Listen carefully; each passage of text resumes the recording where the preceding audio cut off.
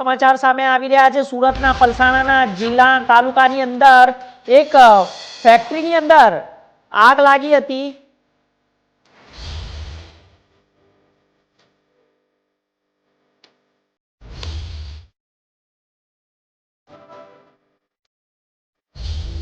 વરસાદથી હાહાકાર, સતત વરસાદને કારણે શહેરના રસ્તા પાણી થઈ ગયા છે। સૌથી મોટા સમાચાર બીજા બી છે। છેલ્લા 24 કલાકમાં વરસાદથી 15 લોકોના મોત થયા છે અને સૌથી વધુ વરસાદના કારણે ઇસ્લામાબાદમાં હાહાકાર મચી ગયો છે। આ એક મોટા સમાચાર છે, આ આંતરરાષ્ટ્રીય સમાચાર છે।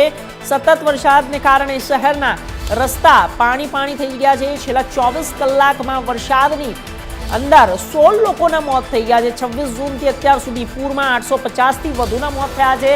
આપણે આ જે સમાચાર આપી રહ્યા છે તે ઇસ્લામાબાદના સમાચાર છે, આંતરરાષ્ટ્રીય સમાચાર છે, મોટા સમાચાર છે। ઇન્ડિયા ન્યૂઝ ગુજરાતના માધ્યમથી આપને જણાવીએ છીએ ઇસ્લામાબાદની અંદર ભારે વરસાદથી હાહાકાર અને જ્યારે સતત વરસાદને કારણે શહેરના રસ્તા પાણી